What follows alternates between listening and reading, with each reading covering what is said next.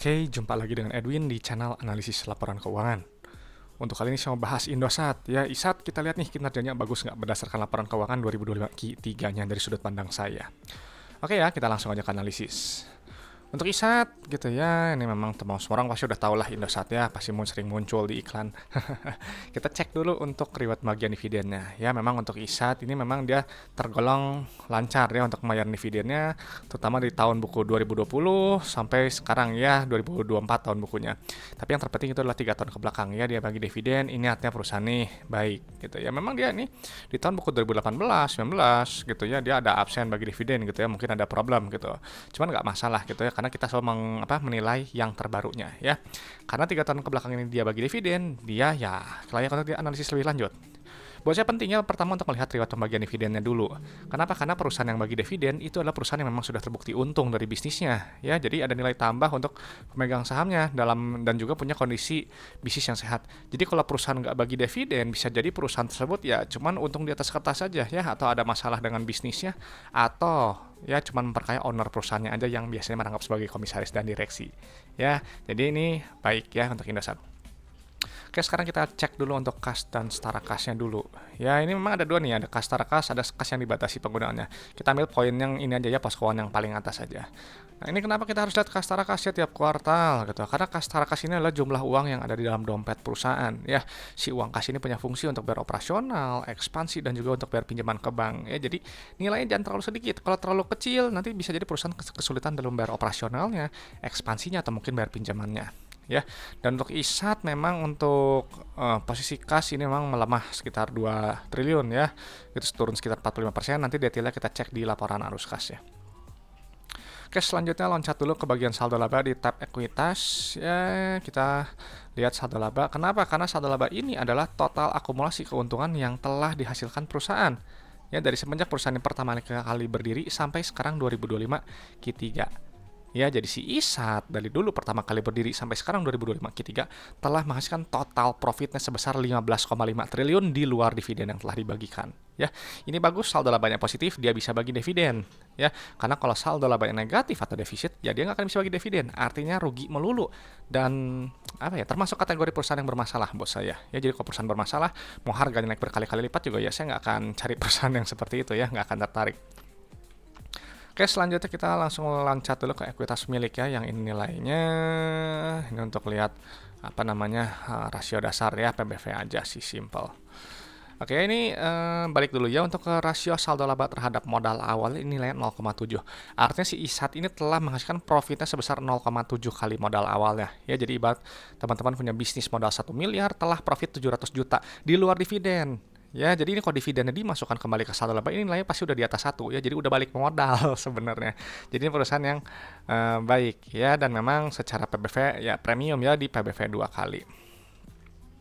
Oke, selanjutnya loncat ke bagian laba rugi ya, langsung pilih pendapatan. Ya, ini pendapatan memang dia dari seluler, multimedia, dan juga Telkom tetap ya. Jadi ini kita tambahkan dulu semuanya gitu ya. Ini penting ya, kita harus lihat pendapatan gitu. Kenapa? Karena pendapatan ini adalah pos keuangan yang menunjukkan pertumbuhan perusahaan. Ya, jadi perusahaan yang baik bertumbuh, itu ya pendapatan cenderung naik. Ya, jadi barang atau jasa yang dijual perusahaan ya si ISAT ini dia relevan untuk customer ya, dibutuhkan oleh pasar. Dan memang untuk kinerja pendapatan ini turun tipis ya, sekitar turun 650 miliar ya, turun sekitar 1,5% ya, gak signifikan. Nah, memang biasanya nanti pendapatan itu akan dikurangi oleh harga modal barang atau jasa. Ya, jadi memang gitu nanti akan keluar laba bruto ya untuk melihat inti efisiensi perusahaan gitu. Cuman di sini gitu ya memang di sini memang nggak ada ya gitu. Cuman di sini yang uniknya ada beban penyelenggaraan jasa gitu. Jadi saya asumsikan aja untuk harga modal barang atau jasanya ya ininya aja, ambil beban penyelenggaraan jasanya ya. Jadi kita kurangi aja gitu ya. Kalau kemarin dibahas ISAT saya nggak tambahkan ya si laba brutonya ya, karena memang kayaknya seingat saya waktu itu agak angkanya memang agak ribet ya. Jadi ya udah, kadang nggak masalah kita nggak hitung juga ya.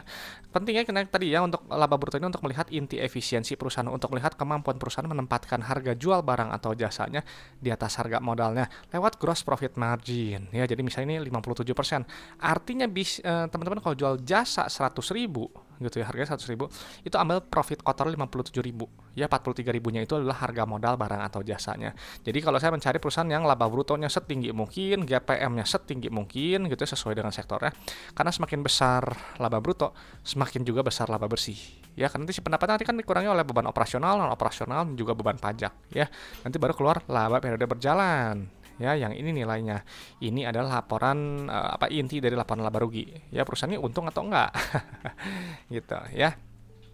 Dan sekilas tadi untuk laba kotor dia turun sedikit, laba bersih juga turun ya, gitu nggak masalah sih kalau turun gitu. Nah, cuma memang untuk secara pair gitu ini memang tipis ya, memang di bawah 15 tapi tepatnya di 14,8 kali ya. Jadi kalau saya sih yang tipis-tipis gini saya masih kategorikan mahal sih ya secara earning per share-nya. Nah, oke, selanjutnya kita loncat juga ke arus kas. Ya, ini memang sering dilupakan oleh berita dan analis ya, laporan arus kas ini. Paling penting gitu ya. Kenapa? Karena dia berbeda dengan pendapatan ya, dengan laba rugi gitu ya. Si penerimaan kas ini ya, saya biasanya pakai pos yang paling atas ini. Nah, kenapa? Karena kalau pendapatan itu dia sifatnya cuma akrual, ya dicatat di atas kertas aja, ya hanya diakui, tapi nggak menghitung jumlah uang kas yang dibayarkan customer ke perusahaan. Ya, jadi ini penting, kita harus tahu rasionya. Kita pindahin dulu angkanya. Ya ini aja nih yang pos paling atas tuh, penerimaan kas dari pelanggan ya. Ini kita lihat ya nih, rasionya tinggi ya 97%. Artinya kalau teman-teman jual barang 100 juta, itu terima uangnya 97 juta. Nah, 3 juta sisanya itu berubah jadi piutang yang nanti harus teman-teman tagih, ya harus perusahaan tagih. Gitu. Nah, jadi penerimaan kas rasionya harus tinggi mendekati 100%. Kenapa? Karena tadi si uang kas punya fungsi untuk bayar operasional, ekspansi, dan juga untuk bayar pinjaman ke bank. Ya, nah jadi sekarang dia bilang pendapatan 41 triliun, penerimaan kasnya 40 triliun gitu ya, terus bayar operasional ya, regulator, operator ya, supplier, karyawan dan seterusnya lah ya, beban bunga, nanti keluarnya CFO yang nilainya. Ini wajib positif ya nilainya, artinya bisnisnya menghasilkan uang tunai, jadi uangnya itu nggak cuma habis hanya untuk bayar operasional ya. Jadi gunakan aja logika lah, buat apa punya perusahaan yang uangnya habis hanya untuk bayar operasional aja ya, nggak ada uang sisanya untuk memegang saham ya. Oke, jadi selanjutnya ini bagusnya CFK-nya positif gitu ya. Lalu kita lihat aktivitas ekspansi usahanya, ini nilainya negatif ya, SAM-nya gitu. Artinya perusahaan ya dia berekspansi ya, semakin lama semakin besar, atau dia memelihara aset produktifnya. Ya tuh perolehan aset tetap tak berwujud juga ya, apa ini ya. Biasanya memang biasa dicatat ya di laporan di aset tetapnya. Nanti buka aja lah catatan atas laporan keuangannya buat tahu secara lebih teknisnya gitu ya. Meskipun kalau saya sih nggak perlu-perlu amat gitu ya, karena kan saya lihat itu kan dari sisi investor ya. Kalau gaya saya itu melihat sebagai pemilik perusahaan yang enggak menjalankan operasional ya. Jadi saya nggak gitu peduli lah teknisnya gimana pun terserah, yang penting perusahaan itu harus profit dan menghasilkan uang tunai yang nyata ya, simple aja. Lalu untuk aktivitas pendanaan atau aktivitas pinjaman ke bank, ini nilainya negatif ya, bagus, artinya perusahaan berusaha untuk melunasi pinjamannya atau dia bayar dividen ya. Lihat nih, kalau ambil pinjaman nilai positif, bayar pinjaman nilainya negatif ya, bayar dividen nilainya negatif ya. Jadi cari yang negatif tuh, pelunasan obligasi sukuk negatif ya, jadi carinya seperti ini gitu ya. Dan ini kita lihat ya, ini gitu ya, polanya plus min dan ada penurunan kas tara kas ya. Kalau penurunan kas tara kas artinya perusahaan itu ya harus keluar uang dari dalam dompetnya ya, makanya ini yang menyebabkan penurunan di si kas tara kas gitu. Cuman ingat, ini kalau kita lakukan adjustment dividen gitu ya, ini nilainya plus ya, ada surplus 700 miliar gitu. Artinya si perusahaan ini sebenarnya dia baik ya, dia nggak mau menahan kas berlebih. Ingat, kas berlebih itu bisa dinikmati oleh kita pemegang sahamnya dengan cara apa ya, dibagikan aja dalam bentuk dividen ya, lebih besar, lebih sering, atau ekspansi usaha, atau pelunasan pinjaman yang masih ada supaya beban bunganya ringan, atau simpel aja yang terakhir, buyback saham ya, mengurangi jumlah saham beredar dan nanti meningkatkan earning per share dan dividen per share-nya. Jadi ujung-ujungnya pemegang saham yang nanti akan sangat diuntungkan ya. Oke, selanjutnya jadi ini bagus ya, kita kembali untuk menilai resiko bisnisnya ya, secara likuiditas dan solvabilitasnya ya. Kita kembali lagi ke atas untuk lihat rasio lancar dan rasio kasnya. Oke ya, terus jangka pendeknya yang ini. Oke ya, ini memang rasio lancarnya ini memang kecil sekali ya, ini lemah sekali. Rasio kasnya apalagi nih, lemah sekali. Tapi ingat, jangan hanya terpatok pada rasio ini aja ya, karena teman-teman harus melihat ini operasionalnya.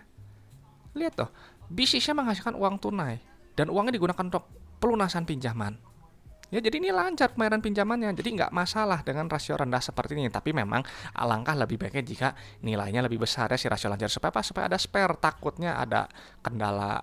Ya, kita kan nggak pernah tahu ya, kadang resiko bisnis tuh mungkin lagi musim nggak bagus gitu ya. Bisa jadi uang kas ada dengan adanya uang kas berlebih gitu atau rasio yang tinggi, dia akan lebih aman gitu dalam melakukan pembayaran-pembayaran yang ada gitu. Cuman ini nggak masalah sih, masih oke, masih good. Dia masih disupport dari ya, laporan arus kasnya. Lalu untuk utang bank jangka pendeknya ya short term debt-nya gitu ya, ada apa aja di sini? Ya, kita lihat nih ya, pinjaman, utang obligasi, sukuk ya, ada 3. Ya, coba cek lagi ya sekali lagi, pengadaan, pajak, utang dividen. Oke ya, kita ambil 3 poin aja ya, pinjaman, utang obligasi dan sukuk aja ya. Kita pindahin dulu.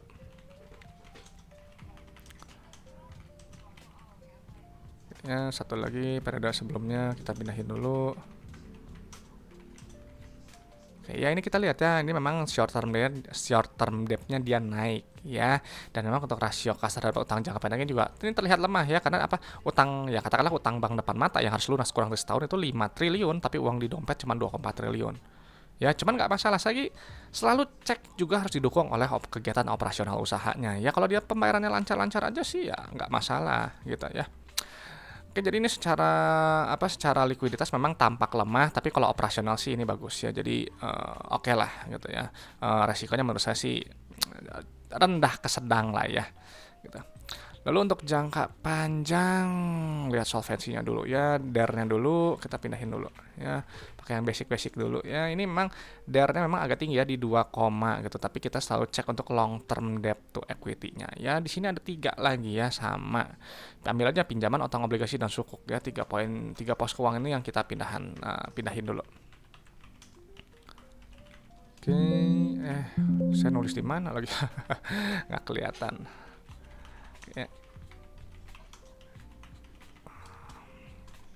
Startnya angkanya banyak habisnya.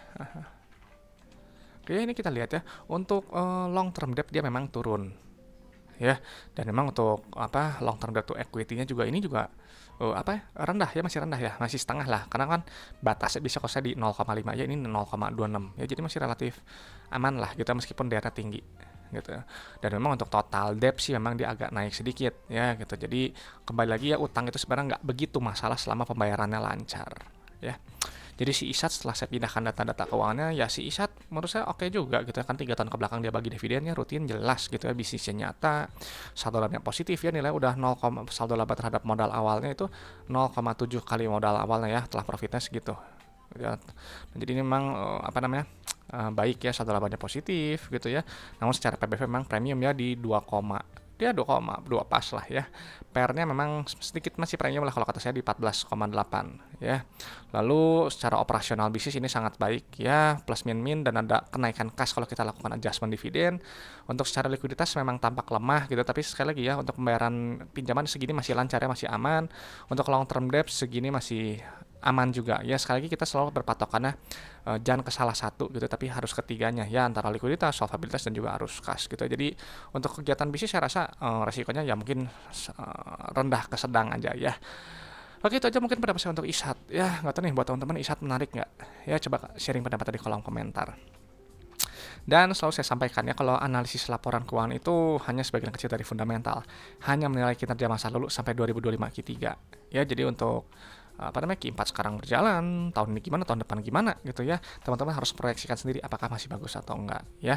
Dan sekali lagi saya sampaikan, saya hanya bahas kinerja berdasarkan laporan keuangan aja ya. Jadi untuk masalah harga besok naik atau turun nggak tahu ya, terserah market aja ya, suka-suka market dia mau hargai di harga berapa ya. Lalu untuk valuasi gitu ya, kembali sifatnya ini subjektif dan relatif, teman-teman yang tentukan sendiri apakah masih murah atau mahal ya.